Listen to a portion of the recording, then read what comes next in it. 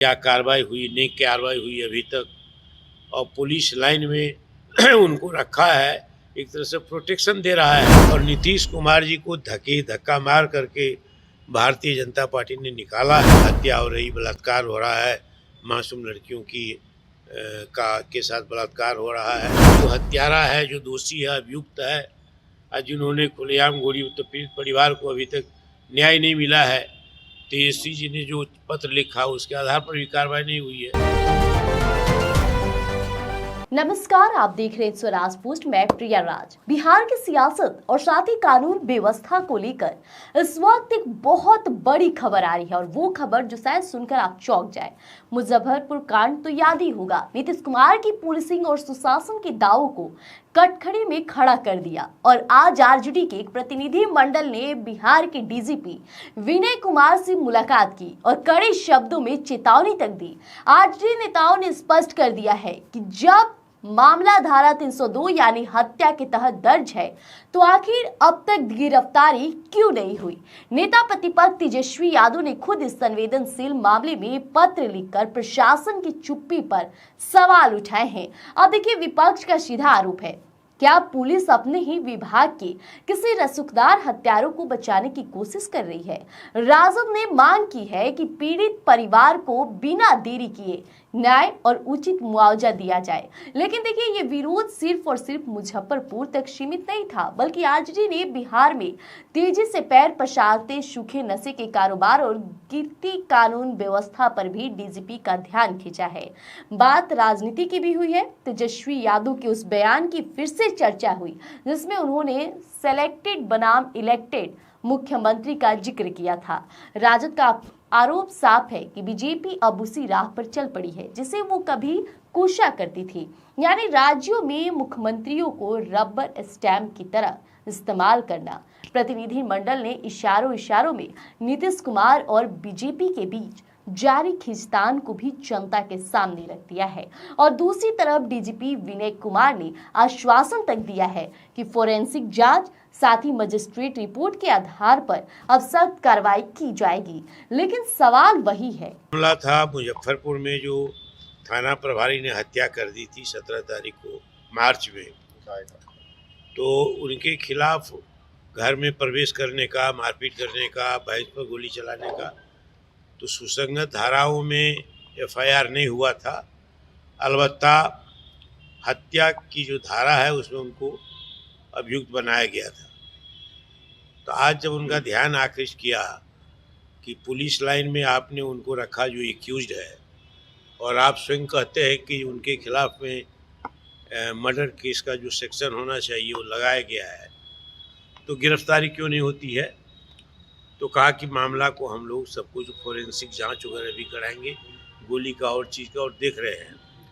फिर उसका ध्यान आके हम लोगों ने किया उनका कि कलेक्टर ने मैजिस्ट्रियल जांच के लिए आदेश किया था, और एक अफसर को दंडाधिकारी बनाकर कहा था पूरे प्रकरण की जांच कीजिए। तो वो भी प्रतिवेदन आ गया होगा आपको, आप उसको भी देखिए क्या मामला है।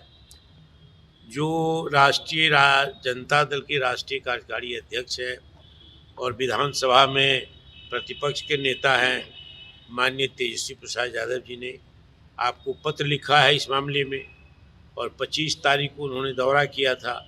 प्रदेश अध्यक्ष कैसे, मैं भी उनके साथ था। यहाँ निरंजन राय है एक्स MLA, वो भी थे। तो उन्होंने चिट्ठी लिखी, तो कोई आपने उसको रिस्पॉन्ड नहीं किया। क्या कार्रवाई हुई, नहीं कार्रवाई हुई अभी तक। और पुलिस लाइन में उनको रखा है, एक तरह से प्रोटेक्शन दे रहा है प्रशासन। तो ये सारी बातें उनके सामने में रखी गई है कि जो हत्यारा है, जो दोषी है, अभियुक्त है, और जिन्होंने खुलेआम गोली, तो पीड़ित परिवार को अभी तक न्याय नहीं मिला है। तेजस्वी जी ने जो पत्र लिखा उसके आधार पर भी कार्रवाई नहीं हुई है। तो कहा कि हम करेंगे, सारी चीज़ें हैं, न्याय होगा, न्याय करेंगे, उन्होंने आश्वासन दिया। और क्या कुछ बातें हुई? नहीं, इसी संबंध में बातें हुई है, जो सब लोगों ने अपनी अपनी बातें, एक ही बातें कही है कि हत्यारा दरोगा है, उसको गिरफ्तार किया जाए। मुआवजा की भी बात हुई है, वो तेजस्वी जी की चिट्ठी में है, और हम लोग पीड़ित परिवार को न्याय दिया जाए।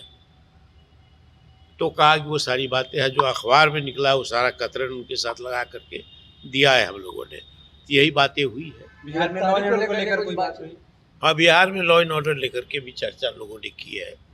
जो हत्या हो रही, बलात्कार हो रहा है, मासूम लड़कियों की के साथ बलात्कार हो रहा है, तो उन्होंने भी कहा कि हम अपने स्तर से कार्रवाई किए हैं, बहुत लोगों के खिलाफ में कार्रवाई की है और कार्रवाई होगी, उन्होंने कहा है। भारतीय जनता पार्टी ने वही परंपरा अडॉप्ट किया है जो भारतीय जनता पार्टी कंडेम करते थे कांग्रेस पार्टी को, दूसरे को, कि यहाँ सिलेक्शन से प्राइम मिनिस्टर चीफ मिनिस्टर होते हैं।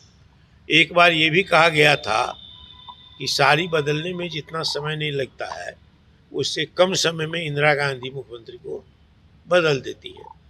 तो ये परंपरा बीजेपी में, एनडीए में चालू है और नीतीश कुमार जी को धक्का मार करके भारतीय जनता पार्टी ने निकाला है।